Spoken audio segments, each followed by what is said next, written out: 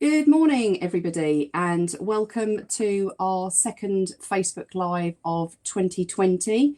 And I am delighted to invite the lovely Anne Bayati from, what do you call your business, Anne? Is it just your name? That's my name, Anne Bayati, hypnotherapy. Lovely. Nice. I like that because then we know exactly how to find you. That's what it does on the Just tin. just saying now that we will put links on rather than mentioning them all and you have to watch right to the end. I will make sure I put links on how you can get hold of Anne via her website and Facebook in the comments section below this live. So welcome, Anne. Thank you very much for giving up time on I would say, lovely Friday morning, but it's a Friday morning. Bit dull. It's a bit dull, but it's But at warm. least it's Friday. Yeah, absolutely. So would you start, Anne, by maybe giving us a little intro of yourself, your background, and what it is you do? And Of then course. that hopefully will explain why I've asked you to come on today. Okay, I really enjoyed. Happy to be here today. Thank you for inviting me, Rachel. Oh, my pleasure. My background actually is in midwifery, so I came into hypnotherapy quite by accident. Really, I supported a couple doing hypnobirthing, which, if any of you know what hypnobirthing is all about, that's the use of hypnosis during childbirth. So anxiety in a different sort of area, because quite often with childbirth, couples can be just as anxious as in other situations. So to enable the mind to remain calm in childbirth was what hypnobirthing is all about, so that the body can work effectively. So I saw the benefits of that, which made me think, there's something in this, which got me a little bit more interested in the mind and how it works, and what triggers these emotions in us and how we think and feel and behave. So I went on to train in hypnotherapy. Started seeing predominantly the postnatal woman, perhaps challenging birth experiences, these types Yeah. of type of clients. But Yeah, lots of those. interestingly enough, yeah, and I didn't really think I would, but I now see far more children and young people, which was a surprise to me, actually, because I didn't go out initially thinking, right, my area is going to be helping the anxious child or teen. But it seems to be a very current issue, unfortunately, I should say, because it's not, you don't want to be seeing children really young. No, I've got you. Yeah. Coming in with worries and woes and things. So yes, fell into it quite by accident, but love everything to do with the mind. It's the hub of our being, really, what makes us tick. It's true. And the thing is that once you start looking into it and you start researching, even past your training, if it's anything like me, my obsession with neuroscience just grows. Absolutely. Because as you said, even now when we're talking about the brain gut connection, because funny enough, we had Hannah Carr on, Yes. I think it was last week, it's now scientifically proven that there is a connection between your gut and your brain. Absolutely. And having that neuroscience background behind that is, it changes everything. Yes.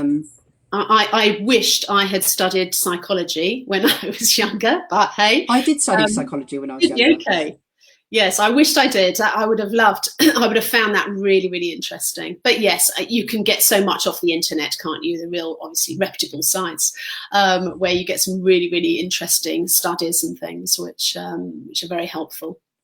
So what kind of age of child are you seeing at the moment? So I suppose the average age is about between 8 and 11, 12, something like that. So young. I've had as young as 5. Wow. Which it's they should be carefree, shouldn't they? Well, this whole group is really, and basis of the book came about because my daughter got hit by anxiety, and I say hit because that's how it felt. Literally, it appeared out of the blue. Okay. And it was devastating. Yes. It was absolutely, she went from being a carefree, happy, didn't really think too much about anything too much, to scared to leave the house. Yes. And again, she was 8. And you kind of go, how, what, Yeah. she's got a, happy, healthy Mm, home and loved school. She hadn't mm, been bullied. Um, so I know firsthand, which is why I found, this group to be really powerful. That what's so amazing is how it affects not just the child, but everybody in their periphery. So, the reason I was so anxious sorry to use the term, but anxious isn't the word I'm looking for. So determined to get you on board as soon as possible is because one of the biggest topics that people have asked for in this group is some tips with anxiety. mm, mm, And I posted things in a while ago of techniques that had helped me, some of which I had picked up from other people actually in this group.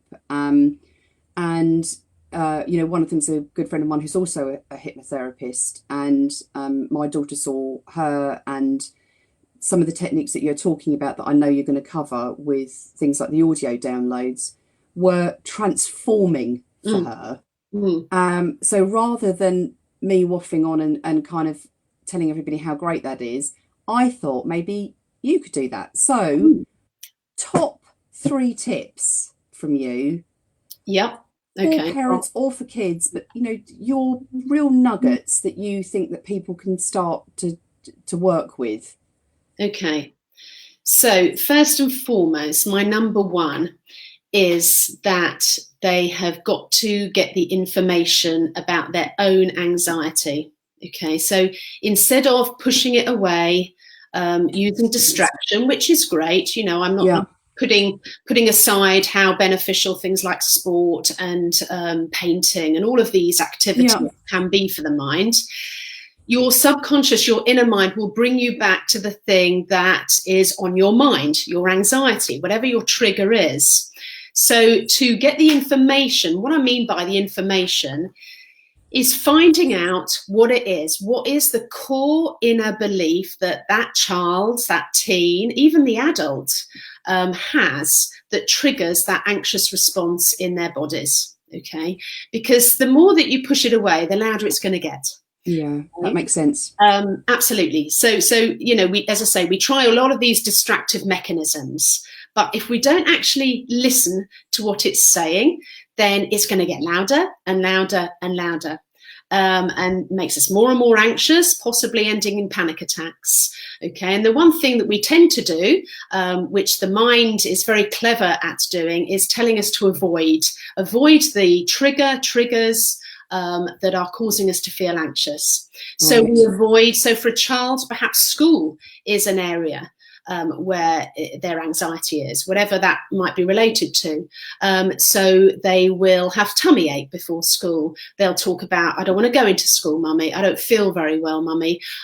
Whatever it might be. So us as parents, we often want to nurture, don't we, and look after and things. But the worst thing to do is to keep them off school, because they're in effect, we're Reinforcing. we're reinforcing that anxiety. So we're saying to them, yes, I can see that you're anxious. Let's take you out of that so you don't need to have to face it. Right. And actually, when you're pushing yourselves beyond your comfort zone a little bit is when we can start to resolve that anxiety. Okay. So very easy with younger children, obviously, is to communicate with them. Okay, talk to them about not saying things like, oh, well, try not to think about it, you don't need to worry about that, there's nothing to worry about with that. Okay, Okay. asking them what it is, what are they imagining is going to happen if they do that thing or go to that place. Okay, what are they believing? That's what you're trying to find out. What is their belief about that thing which is triggering their anxious response in them? Okay, and then trying to challenge it. So what I often give young people is to say to them, well, what about getting out a little diary, or if it's a younger child, perhaps drawing, something like that. Yeah. Their worries. Okay, so writing down your worries and starting to challenge them, starting to look at those and go, well, what is it about that? What is it that is making you feel anxious about that? Okay, and when you start to listen, and that's key in all of this, is to really listen to that child, because we all live such busy lives these days, don't we? And we can quite often sort of be half listening. And if you really, really listen to what that child is telling you, you'll start to hear their beliefs, these limiting beliefs, which are triggering the anxious response in their bodies. Okay, Yeah, so something like it does make good sense. Something like journaling, you know, writing down, and then, you know, perhaps for the older child particularly, you know, questioning that. Well, what is it about that? Why does that make me feel anxious? What is it about that? What am I worrying about? Okay, when you start to sort of like examine it a bit more, you start to understand why your mind triggers this anxious response. And to look at it as your friend as well. We quite often look at this anxiety as something that's really you know, negative. We want to get rid of it. You know, who wants to be anxious? No, we want to try and get rid of it, try and flush it out of us. But you know what would be quite abnormal if we didn't have the emotion of anxiety, because it's the body's way, the mind's way of keeping us safe, isn't it? So recognizing that it's your friend, that it's there to, you know, think of your mind as a library, and you've got this security guard in your library, and everything that you have been exposed to is within your mind. So that security guard is jumping up and down and creating that anxious response. That's a brilliant analogy. It's sort of coming, you know, facing some sort of challenge, which might be something and nothing. You know, quite often people worry about something and nothing. The security guard is there jumping up and down saying, oh, hold on, you don't like this, because of the beliefs that person has about whatever it is that they're So you need to listen to that security guard and say, you know what, I thank you for jumping up and down. I know you're trying to keep me safe, but I think this is going to be okay. Okay, I think I'm overreacting, because that's what it is. It's like it's overreacting. That anxiety should be about a 1 or a 2 in 10 when we get anxious about, I don't know, exams or things like that, tests, Facebook Lives. Not going live on Facebook Lives, I think you mean. Often, you know, some people are triggering 10 out of 10.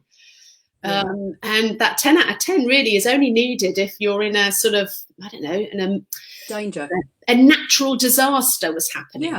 Absolutely. If you're in peril. In peril, absolutely. But we're triggering it, you know, just by being in school.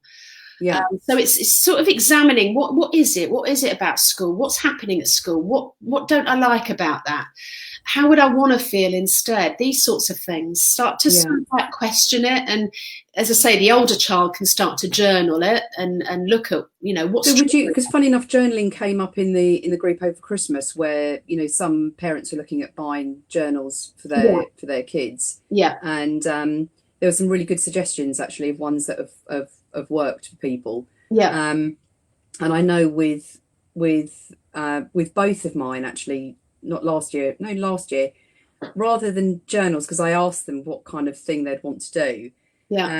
I did for one of my daughters, I did a all about me, which again, good old Amazon. I can put links up if anybody's interested. But it really focused her. She's not the child with anxiety, but it was still a really lovely tool, because she had to write about her family and where she was in the family and what her role was, and you know, what her favourite thing is. It was quite it was beautifully done, you know, like page. It wasn't like right, here we go, here's a quiz. But my other daughter, I did more a traditional journaling, but beautifully done with, you know, little exercises and a bit of mindful colouring, and just to break that up. Is that the kind of thing that you would recommend? Absolutely. And above all, everything that I say, any of these tips, it's always got to be achievable.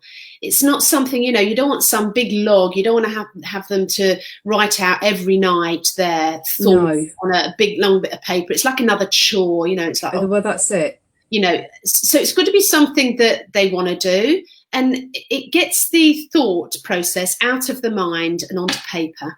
Okay, so whether that is a bit of a doodle, a drawing of how their feeling about something, particularly with the younger ones. I use a lot of drawing within a one-to-one with a younger child, because you can't talk, it's not like they don't have the vocabulary no, to articulate that. you don't want it to be like a counselling session or anything like that. So I use a lot of drawing, and quite a lot can come out of a drawing, how they see themselves, how they'd like to see themselves, how they'd like to feel. These sorts of things come out. So really making the journaling as they want it to be. So there's no restrictions at all. And these things that you can buy online absolutely are great. But even just a plain notebook, it doesn't have to be too fancy. And as I say, it gets that busy mind to put it down onto paper sometimes. Yeah, there's something, I mean, let's face it, we all know there's something very cathartic about writing stuff out, because once it's out, somehow your mind feels lighter because it is out. And then getting, if the parent is doing it with the child, if they're drawing pictures or what have you, they can start to ask these types of questions in a roundabout way. What makes you believe that? What makes you believe that you're not good enough? And say, well, is there anything out there that shows you that you're not good enough? Okay. Instead of just saying sort of like, that's, don't think like that, think like this instead, which is quite prescriptive. You sort of like start to use your language in a slightly different way. What you're asking, what do you believe about that? What is it about that makes you believe that you can't do that? Okay, and what's out there? What's shown that you can't do that, or whatever it might be. So you're starting to understand what it is, and then the basic type questions of when does it happen? Does the anxiety, is it triggered at home? Is it triggered at school? Is it there all the time? Does anything make it better? Does anything make it worse? These types of sort of basic baseline questions. So you're trying to understand the core beliefs, about their own anxiety, what it is that's triggering it. And as I say, we're quite multi-layered. Children less so. So they tend to only be under the first layer of the onion, as it were. But you can peel away a layer, and then you find that sort of belief about what it is about that certain thing, that challenge. Well, I think the key is that that I'm getting from everything that you're saying, that as I said, speaking from my own experience, one of the turning points for me, and I can hear from how you're explaining this, is the language that you use. Yes, most definitely. And I think that will be really helpful for people, because when your child is anxious, as you said, you do want to do this cotton wool, I'll make it all better, just stay with me. And we'll block out the world. And actually it's using that language that enables them to vocalize how they're feeling, and not just how they're feeling, but what's causing them to feel that way. But your language is the language that you're in, the questions that you're talking about are still very positive. Yes, they are. And it's, we all, as I say, we all live busy lives. So quite often if a child's, say a child's anxious just before school and mum's rushed and she's got to get off to nursery and school and work and whatever. So the tendency is to say, oh, you'll be fine, just push it to the back of your mind, or, that sort of thing. And I can appreciate you can't sit down with them at that point in time, but just trying to change that dialogue slightly, really try and make it really positive, rather than it being, oh, well, you can just push it aside because it will pop back in. That's not going to, that won't help with the anxiety at all. It'll just keep coming back. So your next tip? So my next tip, quite often what I find when I see children one-on-one is that sleep is very much linked to anxiety. What I mean by that, sleep as in disrupted sleep. They go hand in hand. So, and it's a vicious cycle, because obviously if you've got an anxious child, quite often they can't sleep because they're getting anxious. And it's when we start to slow down and you're in bed and you're tucked up and your mind starts worrying, perhaps about the day or the next day or whatever it is that their anxieties are triggered by. That's when your sleep patterns can be disrupted, which will mean that A, you can't fall asleep very easily, B, you're waking up in the middle of the night and can't get back to sleep. So it's really important to, if you can't sleep, if the child can't sleep, I want them to be saying things like, okay, I can't sleep, but that's okay. I'm resting. Okay, so it's sort of like not making it worse, because when a child doesn't sleep, that makes it even worse because they're thinking that they're not asleep. Yeah. So, oh gosh, I'm not asleep and now it's 10 o'clock. Oh dear, I'm not asleep and it's midnight. How am I going to cope tomorrow? How am I going to face the day? So it's a spiral. So they're making themselves more anxious about a new thing. So by saying to themselves, right, okay, I'm not asleep, but that's okay. And that's okay. Because then it sort of says, right, okay, I'm not asleep, but I'm resting. Mm. So it brings that anxiety down. So you've sort of listened to the anxiety. You're saying, yeah, I know that you're there, but I'm not asleep, and that's fine. I'm okay with that, okay, because I'm just resting. I'm just resting, okay? And that will start to bring that anxiety down. And then during that getting to sleep time, I want to talk about downloads, because downloads are out there big time. You can tap into anything, apps, YouTube, whatever you like. There's good and bad stuff out there. But everyone I see, every child I see, I send home with a tailor-made download for them to listen to. Yeah, it's amazing that you can personalize it like that. That's really amazing. Yes, because I tap into their own personal beliefs and what they don't want, what they do want. So I incorporate that within the recording, so that when they go to sleep at night, so when they're tucked up in bed, they just turn this download on. And again, I want it to be achievable. It's not a chore. They're just resting in their bed and they're listening to it, okay? And the mind, particularly in a child's, which is very much like a sponge, which will suck up all of this positive suggestion that I'm giving within the download. And it's a great time to be able to slow that conscious chatter down, the stuff that's keeping them awake, okay? But what's really important about a download, whether it's something you get from a therapist or online, is that they have to listen to it regularly. Okay, I mean, every night would be the ideal. All right, if they tap into it once a week, it's not going to make much of a difference. Okay, is that because of the subliminal patterning that's going on? Yeah, absolutely. In the recording, we're trying to create a new pathway of thinking and believing, okay, about this particular issue. So you've got to create a new groove, if you like, because we're all very habitual, and we get into a very habitual way of thinking and feeling about stuff. So children will, if they go to bed every night and they're anxious and they're thinking about it, that's their sort of groove that they've been sort of running in for a bit. And how, if it's deeply rooted, you need to break that pattern. You need to break that neural pathway and create. Absolutely. So does this then create a new neural pathway? Yeah, definitely. Right. A new neural pathway, so that they have, and this pathway is a far more positive pathway. Absolutely. It's how they want to feel instead. Okay, and to start with, you might see a slight shift, but it might take, depending on how deeply rooted it is, it might take quite a few goes, quite a few listens to. Okay? It says it takes 21 days to create a new habit. Okay, with children, I find they are very, very receptive, and they can switch that switch over to the positive pathway quite quickly. Yeah. Okay? Compared to adults, which are a little bit more multifaceted. But it's interesting. I think the point for me that's interesting about this is, one, obviously I've seen this work for my daughter. And the hypnotherapy audio that she listened to, she still listens to, and that was 3 years ago. Definitely, yeah. And anytime she is thinking she can't sleep, even if we're somewhere else, she will put that on. Yeah. But the interesting thing for me is, because I listen to a lot of visual meditations, because I find I listen to them pretty much every night before going to bed.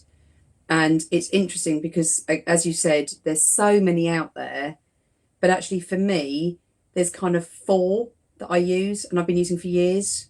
Yes. Yeah. And I listen to the same ones again and again and again and again and again and again and again and then again and again.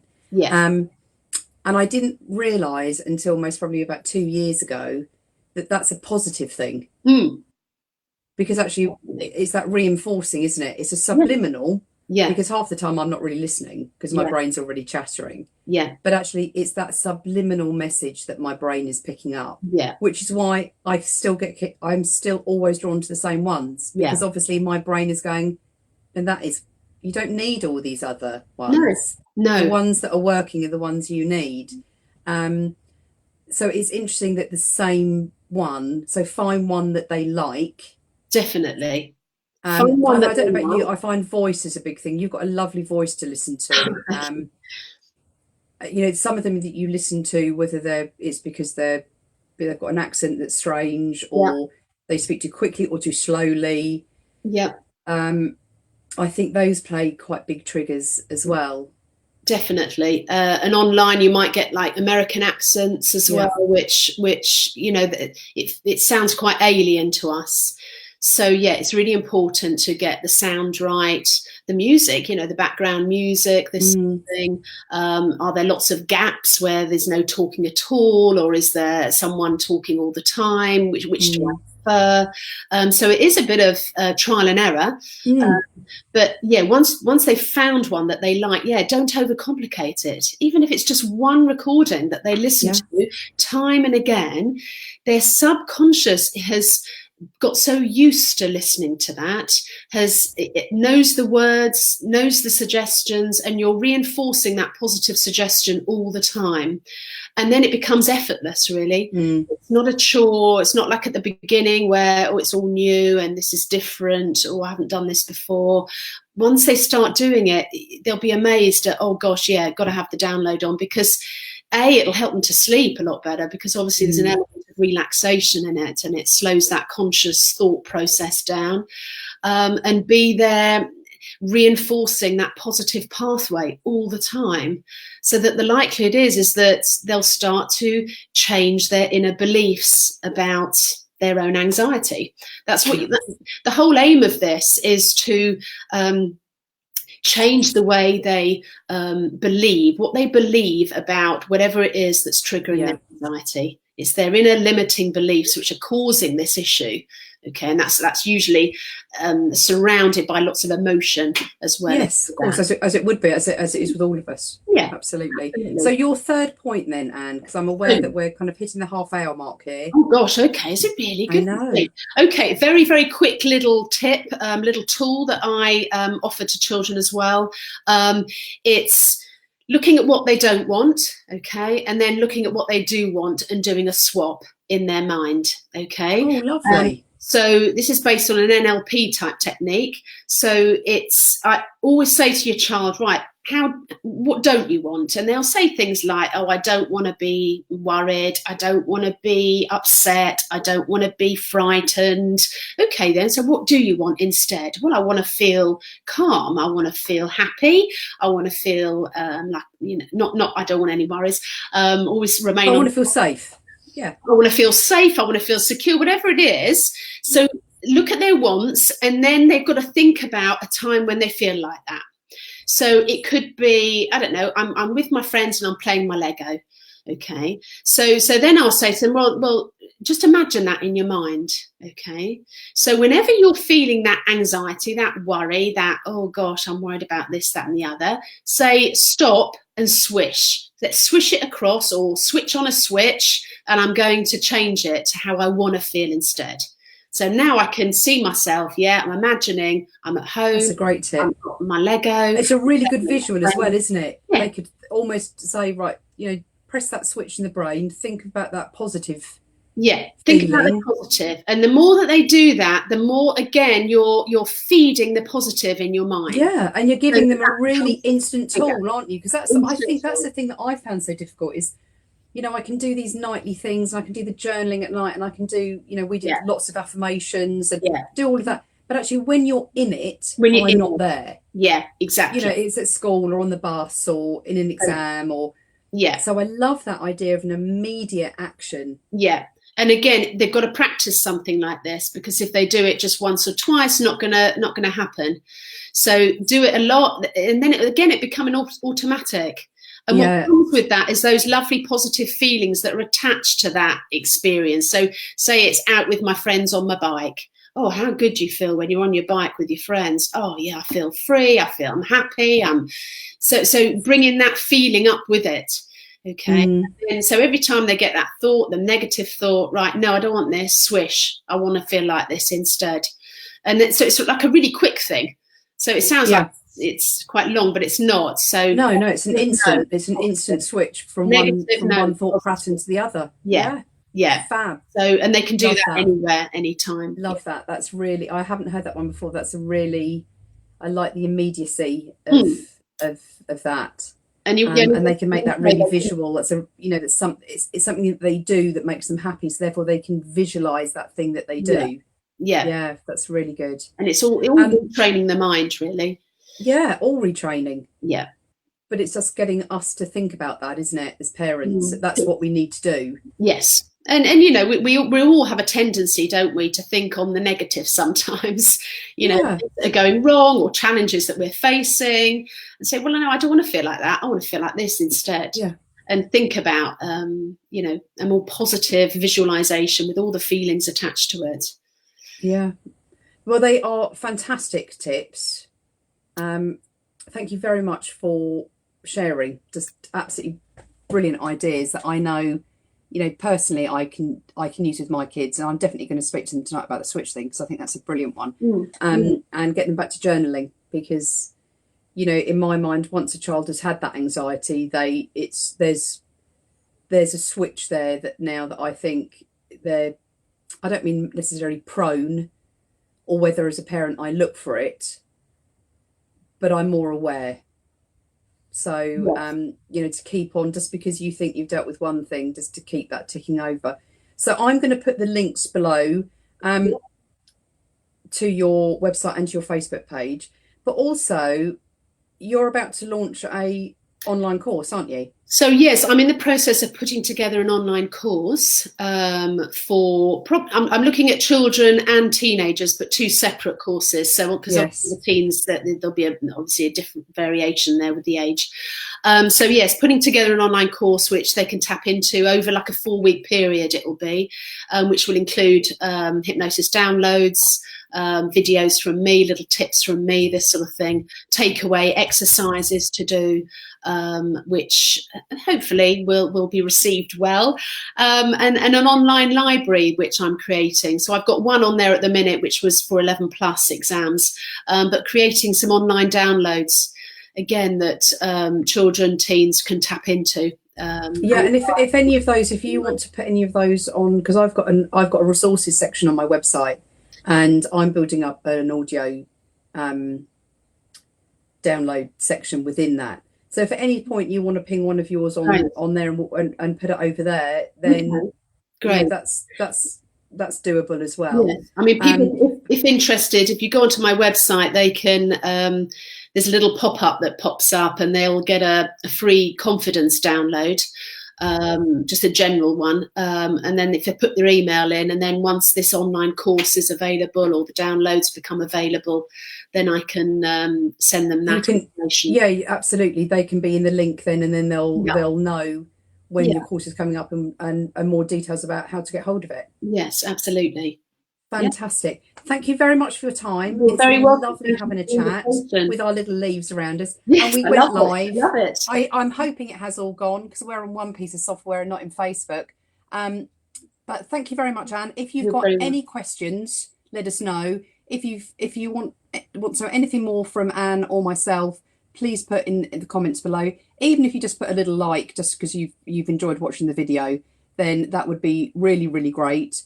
And if anybody would like to be part of this mindful parenting group, then please get them to come over and join, because it only works when we all communicate together. And this group is all set up to help you guys. So thank you, Anne, once again. And I'm going to sign off now, and I will put some info in the comments below, and I will see you in the next video. See you guys later. Bye. Bye everyone. Bye-bye.